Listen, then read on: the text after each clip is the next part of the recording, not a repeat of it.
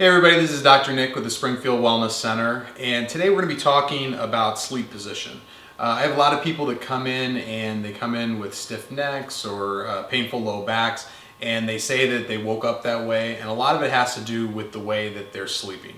So the three different ways that you can sleep are going to be on your stomach, on your side, and on your back. So we're going to go walk through each one of those and look at the pros and cons of each. So with your, when you're sleeping on your stomach, a lot of people sleep this way, and it's the worst way that you can sleep. And the two different things that are going to be causing the most problems when you sleep on your stomach is that you're going to get a lot of excess curve in your low back, especially if you have a soft bed. Your stomach will sink into the mattress, and it will create that excess of lordosis in your low back. The other problem is when you sleep on your stomach, there's no hole in the mattress, so you have to turn your head. Well, when you turn your head, when we sleep, we're sleeping for about 8 hours at a time, hopefully. And if you're laying with your head turned for 8 hours, obviously it's going to put a lot of strain on the muscles and the joints within your neck. The other thing that happens is that most people bring their arms up by their head, which tends to pinch the nerves that run through the upper back and the shoulders. So this is really probably a lot of people think it's the most comfortable way to sleep, but it's the worst for your spine.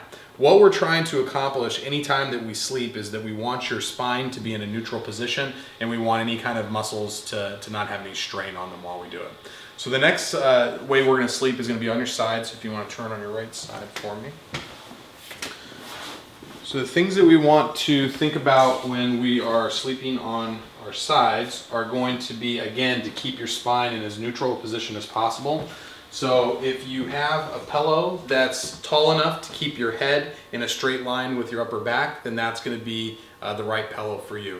If it's too thin and your head is tilted off to the side, that's going to create the same kind of problems that we talked about when we were sleeping on our stomach. And if you're using too many pillows to prop the head up, it'll create that same issue where it's pushing the head up to one side. Now, the reason why we put something in between the knees when you're sleeping on your side is if you don't have that, the legs can tend to move forward, and the hips can start to torque, which is going to cause some low back pain or some hip pain. So we just want to make sure that we're putting something to support in between the knees so that everything's nice and neutral. Now, the best way to sleep is going to be on your back. So go ahead and flip on your back, Kayla. And where's my... So this is going to give the most support to your spine. Same thing, you don't want too small of a pillow, and you don't want too big of a pillow or too many pillows to where your head is in an abnormal position. So you want to make sure that your head is in a nice even line with your upper back.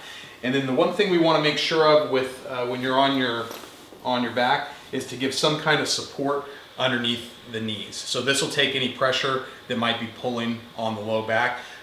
They sell these rolls at Walmart. You can order them online, but just anything, even just a pillow underneath your knees, I think will give enough support to take the pressure off your low back. If you do have any type of pressure in the low back, you can get a small pillow and maybe put it underneath the curve of your low back.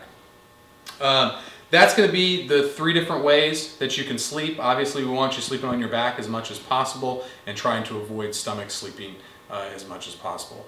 So if you have any questions, you can leave them in the comments below, or tag somebody that you think is a poor sleeper, maybe somebody you share the bed with. If you have any questions, you can give us a call at 726-0422, or find us online at wellnessspringfield.com. And we'll see you next week.